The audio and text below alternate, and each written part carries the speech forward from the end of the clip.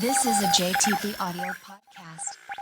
On today's episode, we are reading and discussing tales from r/RPG horror stories. Why does a wish spell have to be bad? How to stop your campaign from being derailed by a single spell? Edgelords being edgelords, and a friendly reminder that 500 people per year are killed by hippos. Get your dice ready and roll that intro. Sometimes talking with friends feels like role-playing. Sometimes it feels like combat. Join us at the round table and roll initiative. This is Curmudgeons and Dragons.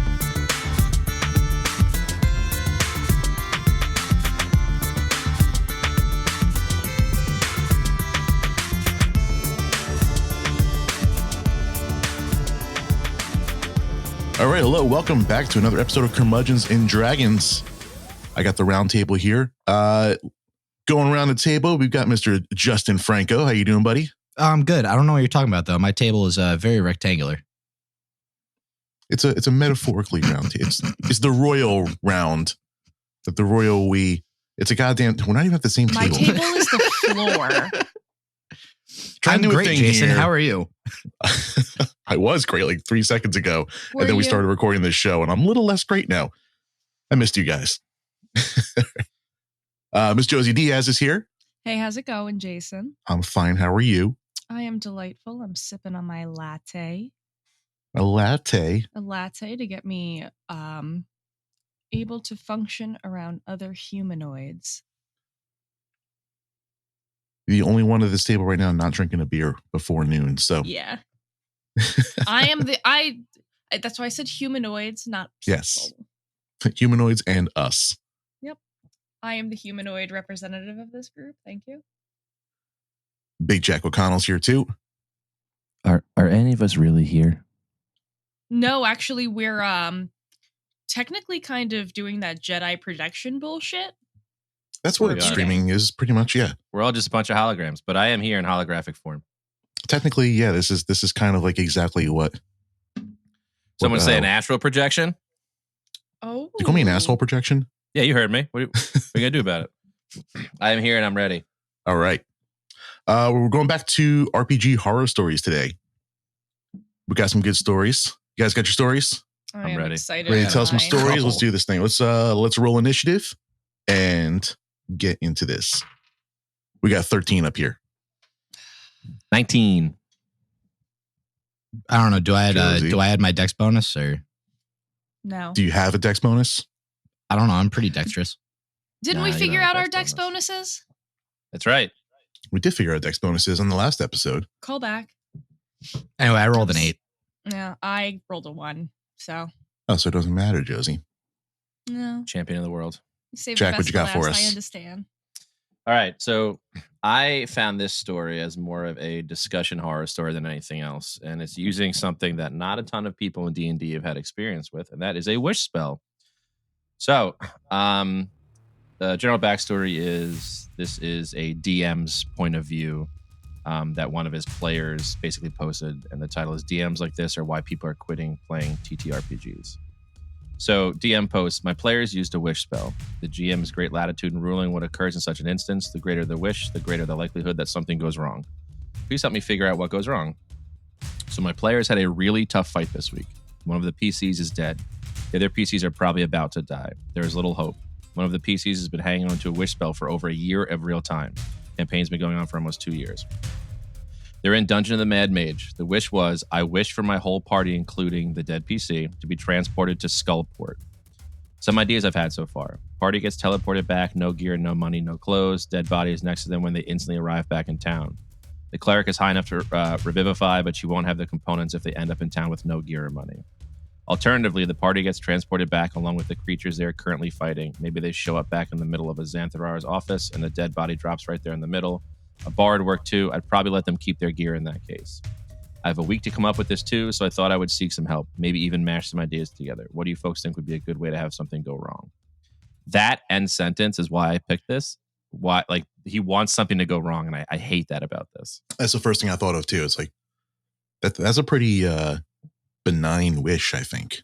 Yeah. So, I mean, generally the rules of wishes are they have to be very specific, and it's kind of the DM's job not to completely fuck a party, but to, you know, basically say exactly what they say in the wish happens. You know, you try not to take it as like, oh, you know, they say, you know, I want 1 million gold pieces. There's DMs that'll be like, oh, well, you didn't say where they come from, and so we stole them from the treasury of the neighboring thing, and now there's a war, like shit like that.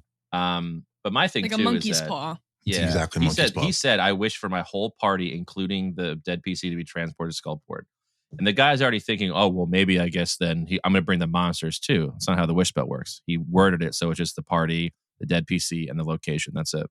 I get the whole no gear thing, no money, but that's kind of like, like a fuck you to the party. But I want to put this in as a general discussion thing and bring up wish spells. I know we haven't really talked about this on the podcast yet, like how things have gone wrong or right. But I think if a player's been holding on to a wish spell for over a year and you're trying to make something go wrong, you're a bad DM. Yeah, that it seems like the cartoonishly like adversarial DM that thinks it's him versus the players and not a collaborative storytelling effort. And it should definitely not be like, how can I like fuck with them? How can I mess this up for them? It should definitely, DM should be looking at it from like, how can I use this to like build on the rest of the story? It shouldn't be like targeting the people of the story just for the sake of being a dick, which is what it sounds like he's doing. Yeah, and I think something important to to notice here is that this DM, being a bad DM, is only looking at the second half of the actual description of the spell wish. What wish is basically for is just to duplicate the effects of any other spell of 8th level or lower. That's like the second paragraph of it. So you can duplicate like a teleport circle or whatever with wish, not take any of the bad guys with you, have all your gear and shit. This guy just wants to cause problems for the players even after he like almost TPK'd them. That's just being edgy. He just seems like he's like doing it on purpose, almost like really ending, the post asking for help on how to play and stuff and saying, what do you folks think would be a good way to have something go wrong? It's just saying like, hey, I'm going to make this bad for them. How do I want to do it? I think I think the correct thing to ask shouldn't be how can I fuck them over, is how can I make this interesting? Yeah. It's like you've been playing a campaign for whether it goes well or it goes poorly. How can we make this fun? And that should be your question. That should be a question you ask yourself for everything. You can still have it that everything happens exactly the same way that it is worded, but then like once they get there, somebody's like, hey, like, why the fuck you got that dead body there, and calls the guards. Like, it's not ideal for them, but like it doesn't fuck them all over. Like they have a chance to talk that out or whatever. Yeah. My other thing too is that I read into this from a DM standpoint, because I've been there with parties and stuff before, is he said that they've been playing for over 2 years and this guy's been holding the wish spell for a year. It makes it seem that he wants something to go wrong to kill the PC so he can end the campaign. Yeah. There's easier ways to do that, though. Just say, hey, I know, but I think this is an easy cop out of saying like, well, it's your guys' fault. You made the wish and this happened. Oh, what a bitch. I don't think he's trying to end the campaign. I think he just has the idea in his head that the wish spell automatically has to be a monkey's paw. Yeah. And like, and ironic twists on wish spells are fun and can be interesting, but to make something as powerful as a wish spell automatically feel like it has to be a negative thing, why even bother? Yeah. I mean, I had a campaign on a one-off where I included a luck blade, which can have, has the wish spell attached to it. And the party never identified it properly. And one of the rogues was in a pinch, so he took it and threw it. And I just randomly generated a wish spell. And it was like, that was like fun, where they were like, oh, they had no idea they even had it because they didn't take the time to see it. That's one thing.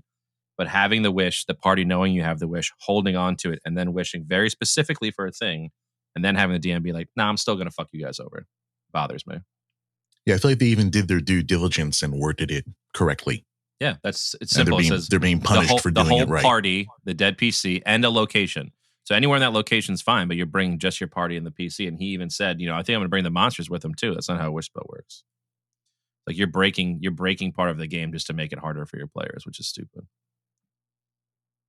Especially because like all of those players are low on HP at this point, right? Like one of them's already he even dead. said that one's dead and the others are probably about to die. Like you think as a DM, you've been playing for 2 years, you want the campaign to keep going.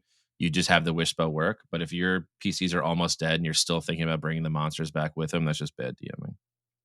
Yeah, and if you're at a point where you have to flee the fight or you're all going to die, I think that's a creative way to do it. I think using the wish spell, like backdoor thing, right? And like you've been sitting on the spell for so long, and like that's supposed to be like a cool moment when it gets used. And I think that's great that they brought it out at that moment and worded it properly. They should be being rewarded, not punished. I agree. Yeah, So good story, Jack. Thanks.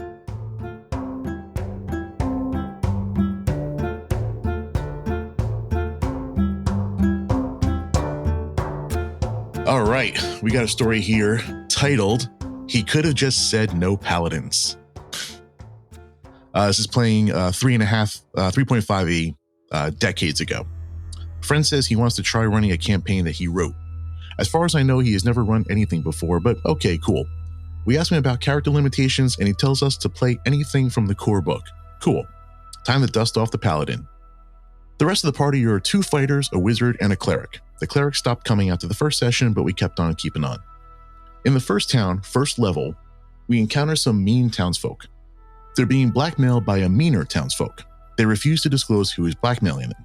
I use Detect Evil, pick out the bad guy, fight ensues, cue triumphant music as we are victorious. GM isn't happy. We must have bypassed some of his plot. We'll try to be more observant. Next town, almost 3rd level. The town is being attacked by a rampaging horde of barbarian halflings. Short, but raging, Josey. Perpetually. They won't listen to reason. They won't listen to reason, and their only goal is to kill. We wind up killing almost all of them. Suddenly, I can't lay on hands anymore. GM tells us that my god has removed my paladin powers for evil acts. What? Turns out the halflings were being mind controlled, and the GM says I've been slaughtering innocents. Okay. We had to stop them from killing, had no way or time to discover they were being mind controlled before they killed innocent townsfolk. Guess it's my turn to be the plot bitch. Okay, I'll just find a cleric that can cast Atonement and problem solved. Months of sessions, no higher level clerics. I keep trying to do good deeds so I can show how sorry I am about the loss of innocent life. Meanwhile, the story has been revealing itself. It's a murder mystery / political intrigue story. Finally, we find a cleric that can cast Atonement. He refuses. My god is still mad at me. Okay, it finally dawns on me that he thought that my Detect Evil power was going to ruin the mystery and stuck me with a nerfed character for over a year instead of A, sticking some other evil people around so we didn't know which one was the big bad, or B, telling me that I should pick another class, or C, any freaking thing else. Tell him I'm going to multi-class despite the level difference in XP loss, take 1st level cleric and give him my spell list with Detect Evil on it. He finally tells us that we can't have Detect Evil because it will ruin his game. He could have just said that from the beginning. End of party. That sucks. Yeah. That's really shitty. I love that they specify that they were almost 3rd level in the second fight. Like, no, you're 2nd level. Shut the fuck up. Yeah, just say Almost your 2nd third level. level is not the same thing as 3rd level. Are you immediately on the DM side now? I'm No, not. I No. No.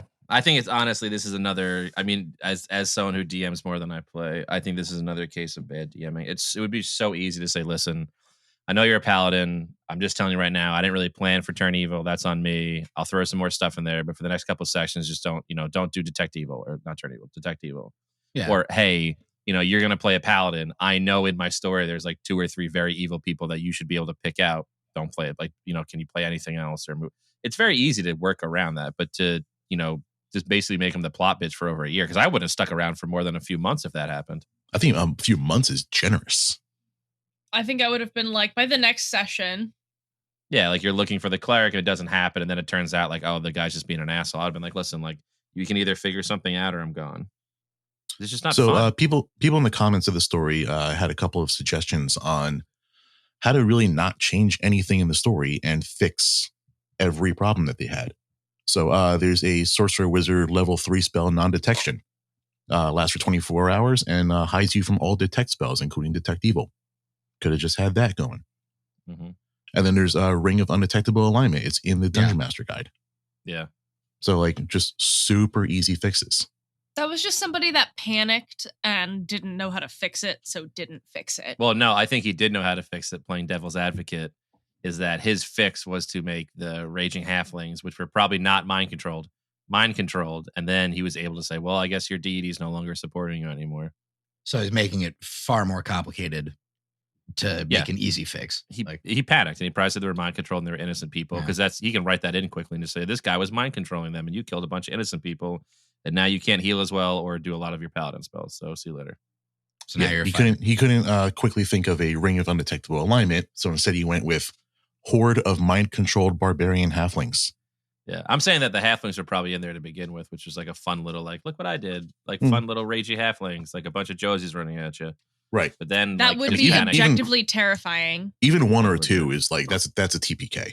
I mean, that's definitely on the DM, not on the player. The player basically did everything like just trying to play a campaign, stuck around a lot longer than I think any of us would have. Yeah, and power to him for sticking around that long.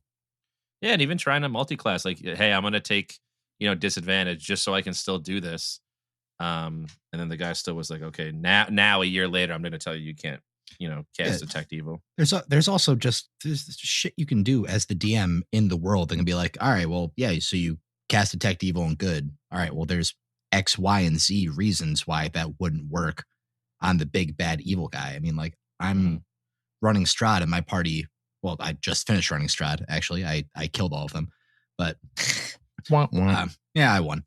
But we'll hear about that story on the next month's horror stories episode. So like somebody's gonna submit it to Reddit. Yeah. Once they hit like 7th or 8th level, they kept trying to use banishment on like every big tough bad guy that they would fight. It's like, all right, well, in like the first session, we established that nothing can leave Barovia except for like a few certain people. So yeah, your banishment spell doesn't work. But like there's plot shit that you can put in that like would prevent such a simple spell like detect evil and good from happening. It's just lazy DMing, and this guy's a bitch. Yeah, you let a very little thing ruin a very long, what seemed like long campaign.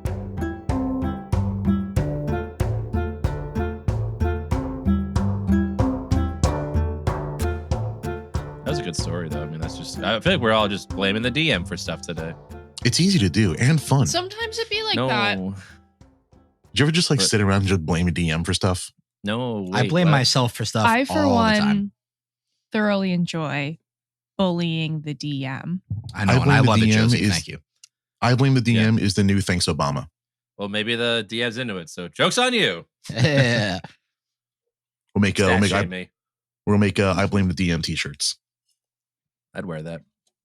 That might be a thing we actually do. Let us All right. let us know in the comments or shoot us a DM if that's something you're actually interested in. Hit us on April our Patreon. 26th, 12:05 p.m. We're verbally trademarking that idea. Yep.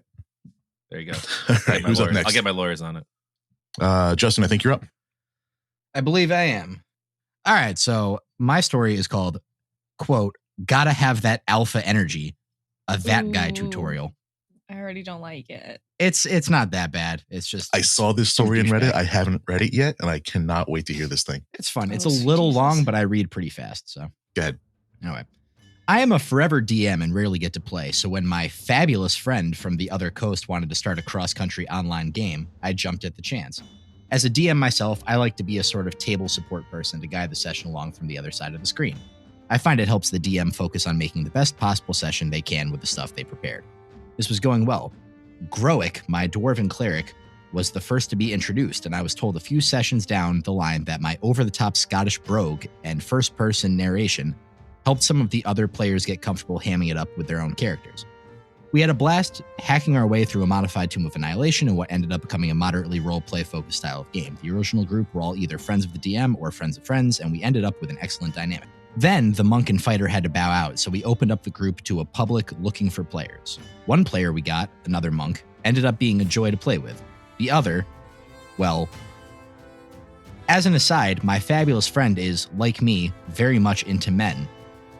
Unlike my dwarven character, however, DM has an audibly effeminate voice. Enter that guy. When I entered the voice chat for the next session after the player call, new guy was in mid-sentence giving the DM advice. After listening for a minute, it became clear that my friend had just literally been mugged at knife point and had his phone stolen and was somehow here to DM for us anyway. New guy was giving him advice on how he could have avoided losing his phone. You should have fought back. You just gotta have that alpha energy so they don't want to fuck with you, etc. Off to a promising start. Well, the rest of us shut that shit down pretty quick. And look, the tabletop RPG community is full of socially maladjusted people who are using the hobby to learn to human. Many of us had been there at one point. We gave them the benefit of the doubt. I feel that. I still don't know how to human. I'm almost 30. So we get down to business. DM, are you sure you're okay? I'm fine. The guy didn't hurt me, and it sucks to lose my phone, but I just want to distract myself from all this so I'm not obsessing over it. I really just want to run this game right now. Fair shake, good introspection, let's go. The DM ties up the loose ends from last session, and we make our way to the next town within about 15 minutes. We're plonked in front of a conspicuously bustling tavern, all caps, and we make our way into where our 2 new PCs are waiting to introduce themselves. The DM describes the room and asks the new guys to describe their characters. Monk is shirtless and covered in tattoos. That guy is wearing head-to-toe black plate, including, in the middle of the tavern, full helm with glowing red eyes. Sigh. Engage table support. Let's get this edgelord to open up and make himself more comfortable. Groick grabs around for the room and walks over to have a grand old dwarven nerd out about this armor. Y'all, I tried with this man. I tried every different angle I could get him to speak even one sentence. And he's enjoying himself. You can hear in his monosyllabic replies that he's just basking in the attention. But it's been going on too long. I DM the DM. Not shy, not struggling, just clueless. Ideas? And I figure I'll stall for a few seconds so he can check that guy's character sheet for a good hook. Now I'm already many minutes of entitled spotlighting deep, so I'm getting a bit rustled. I decide to go out of character and level with him. Dude, I've been over here for 10 minutes trying to help you show off your character. You've clearly put a lot of thought into him. I don't need Shakespeare, just help me out here. We're looking for something to work with that's more than just a snooty, quiet dude in spooky armor. Play with me, damn it. So the DM, my knight in shy new armor, swoops in with a cringing peasant NPC to tell Milord the next set of armor he commissioned will be ready tomorrow. No bite. That guy has missed the memo. He waves him off with a curt dismissal, turns back to my dwarf, and adds nothing. I throw one last desperate Hail Saloony pass. I'm going to try to do a Scotch brogue here. Ach, yeah. You're noble then. That might explain a mite. This wouldn't have happened to be your first foray into the wider world, would it then? And in his longest in-character utterance so far, he replies, I don't see how my personal history is any of your business. Oh, I'm pissed. But that's a whole sentence, so I channel it into my cleric. Ach, go boil your head in that grave soup pot you're wearing, will ye? I've been over here nigh on the quarter bell, polishing your armor. Will you not at least do me the kindness of sharing a drink and a chat? Oh, he doesn't like that. Now he's pissed, but I've just shown him a new trick. No, thank you, but if you're so fascinated by me, perhaps I should give you something to polish. Winky face. Nope. That's a hard no from me, bud. I have Groick cuss him out and stomp off to join the rest of the party as they start talking to the monk with the cool tattoos. Monk is a genuine delight, who immediately gets into his own edgelord character with the mysterious mystic ink and hidden pain. But he gets it. He's cagey, but drops hints. He wants to play. In the end, that guy didn't get the difference after seeing it play out either. New friend in tow, we made to leave the tavern without my lord of House Edge, who, completely oblivious to the fact that he's given the other PCs no reason to so much as acknowledge his existence, says, Did you not require my blade as well? The DM later showed us the chat logs from after the game, where this man had complained loudly about the players ignoring him for the rest of the session. DM tried to explain to him that he was coming off the wrong way and that the other players were uncomfortable because he gave the impression he was content to take the table's attention and give nothing back. If he really wanted to play the man a few words, there's nothing wrong with that, but he couldn't expect the players to just talk him up for nothing once his character was introduced. And here's a quote from that guy. It has a bad word in it. Why do you all gotta be such Bundle of sticks? It's about it. Just let me play my way and you can play yours. Ironically, Milord made a fair point. In point of fact, we did not require his blade.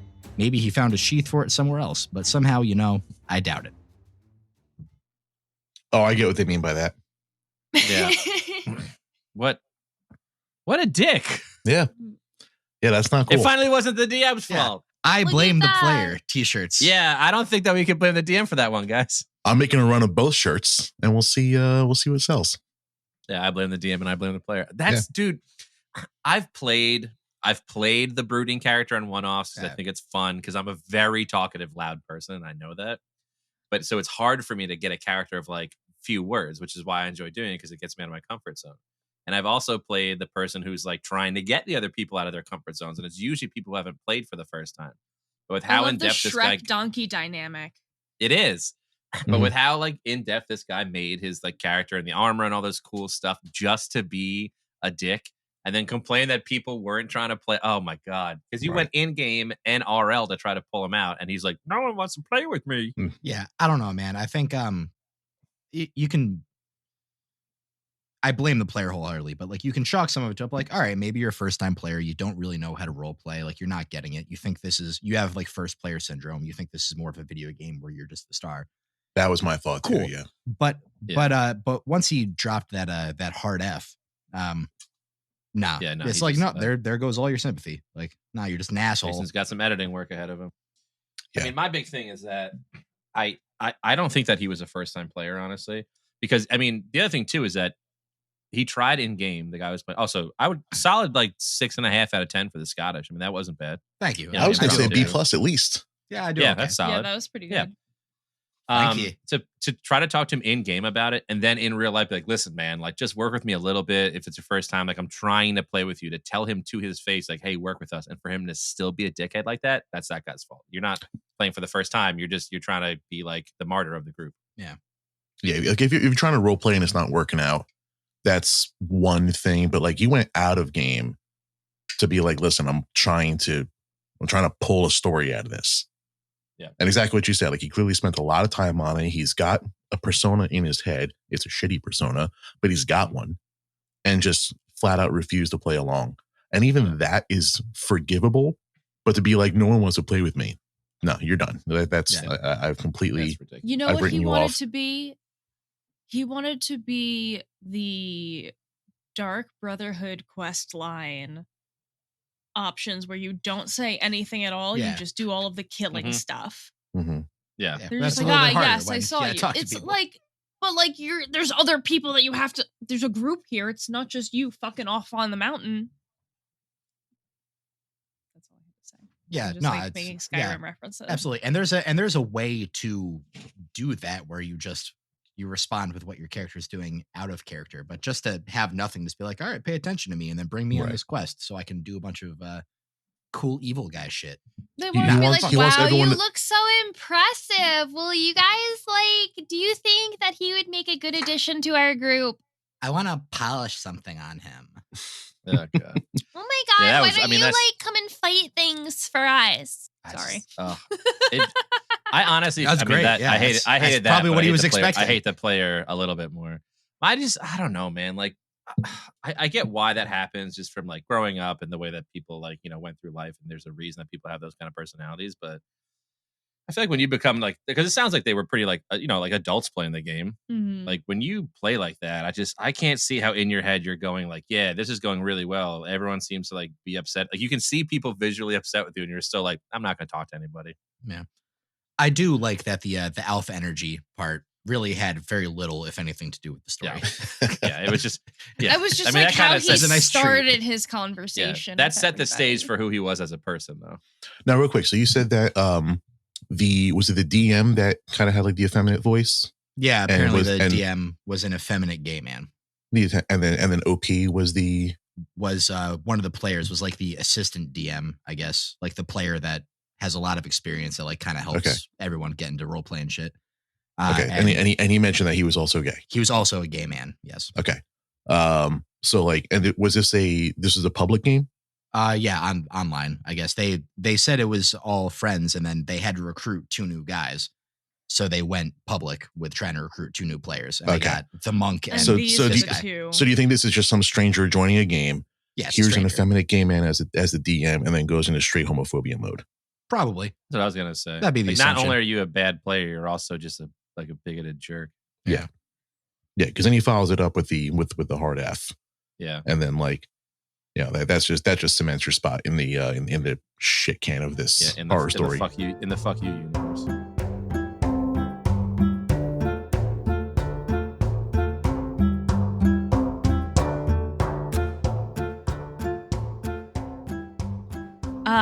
So my story is called Paladin Disintegrates the Healer During Jet Ski Hippo Race and Unicorn Appears. I've read Let me this one. explain. Oh, repost.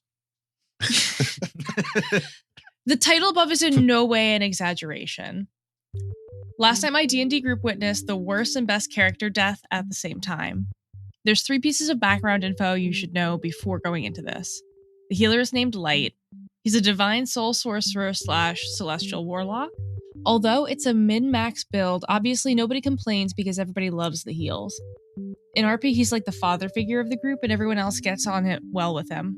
Basically, everybody likes Light. The sorcerer paladin is Nyx. He's the DPS of the group, and everyone likes his builds. His backstory doesn't affect the story, so it's not included. And 3, the party had survived some difficult encounters, so I decided to do a mini game with them. I'll keep it as short as I can.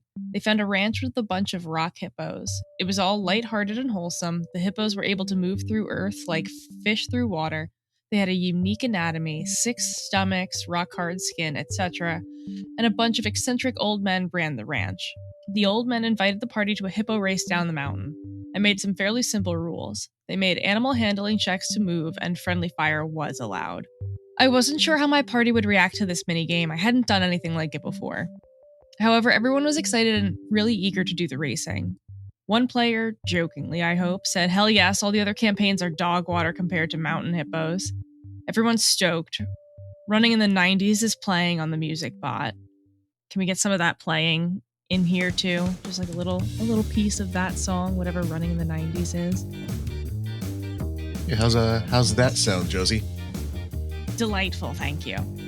The necromancer animated a dead She can't hippo actually hear for it. I'm just himself. gonna put it in the post. Shh. Don't reveal the magic.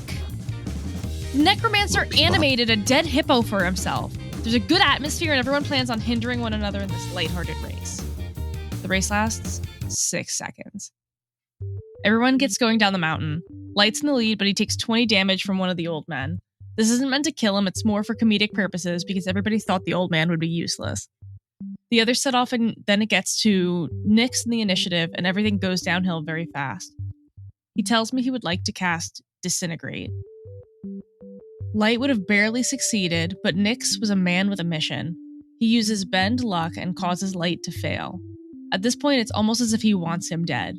Keep in mind, Disintegrate is the only spell that Nyx has capable of perma-killing anyone. Furthermore, Light already used his reaction and can't counterspell. Nyx rolls and gets 78, enough to reduce Light to a pile of smoking dust. One of our PCs with a fully fledged backstory and character motivations dies to another PC at the hippo race. This character had a backstory spanning 3 different campaigns I had run with the group. He was also undergoing a self-acceptance journey to harness the power of lycanthropy for the greater good, which, honestly, very sweet. Then, in a hippo race minigame, he gets killed in 1 round by the paladin, who didn't even mean to permakill him. And to really drive the nail in the coffin, Nyx rolled on the wild magic table. As everyone was in a state of disbelief, a unicorn appeared out of thin air. Naturally, everyone, including Light's player, found this hilarious. We were all sad he died, but he was okay with it. But we couldn't deny it was the funniest character death yet, and there was about 15 minutes of laughter at the absurdity of the situation. For the first time since I started DMing, I genuinely didn't know how to continue. It was already quite late, so I ended the session at that, but we all stayed on for another 2 hours just processing what had happened. In conclusion, your players should never be allowed PvP even for 1 round of combat. Also avoid hippo racing at all costs. Yeah. Wow. Yeah, but they got a unicorn out of the deal, so like, I would have been so pissed. Wait, just so I can Uh, clarify here, the paladin cast Disintegrate? Yes. No, hold on. He's a sorcerer paladin. He is, yes, a sorcerer paladin. Okay, Thank you. they got to be like some nuts, like high level then, because that's a 6th level spell. mhm. But But you got to say that the guy who he was playing with, Light, had a campaign that spanned over like 3 different sessions and stuff. So it seems like they've been playing for a while. yeah, probably. Yeah. And honestly, if you laugh at the fact that your character of over 3 sessions dies to 1 hit because some guy just wanted to disintegrate you, you had to be playing together for a while. 'Cause Yeah. if that was the first time I was Yes, playing with the they're group, all- I would have been pissed. Yeah, no, at the end, there is like a little disclaimer or a side note.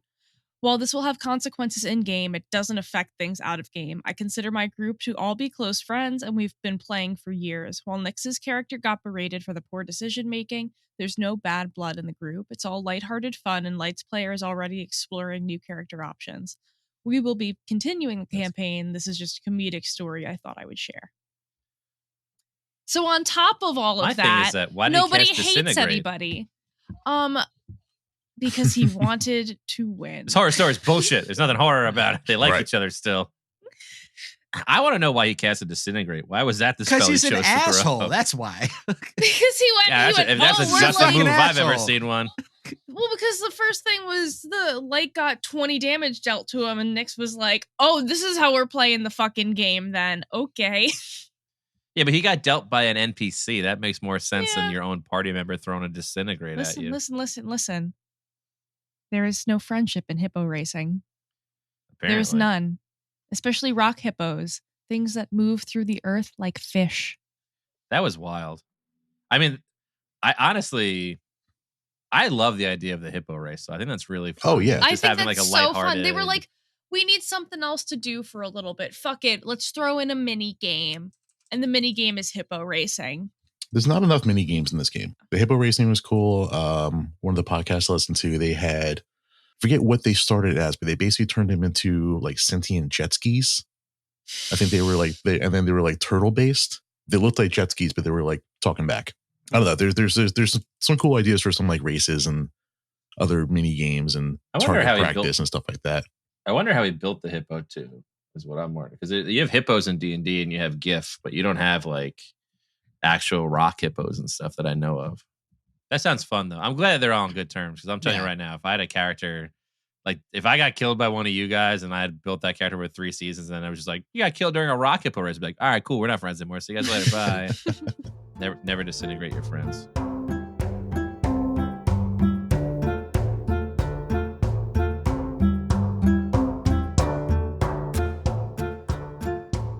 I think it's it for stories today.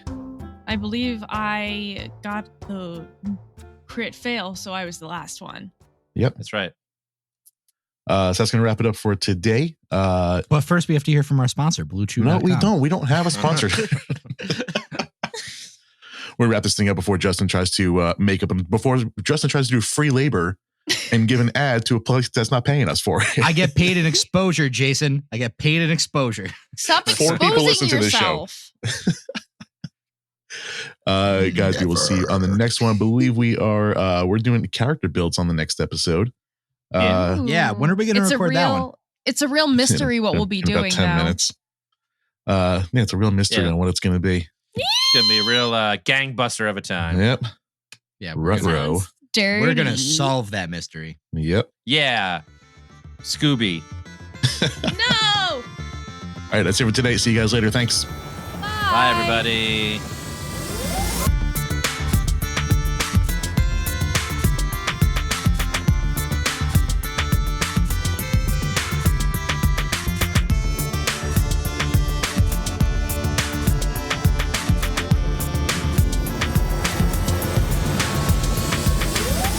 Thank you for listening to Curmudgeons and Dragons. Our hosts are Jason Portizo, Justin Franco, Jack O'Connell, and Josey Diaz. Produced and edited by Jason Portizo. Theme music is Crunk Night by Kevin MacLeod. Link to the song and license information can be found in the podcast show notes and YouTube description. If you like what you heard, please subscribe and leave a rating. Curmudgeons and Dragons is a JTP audio production. Practice safe adventuring, and remember, don't trust the bard with a twinkle in his eye.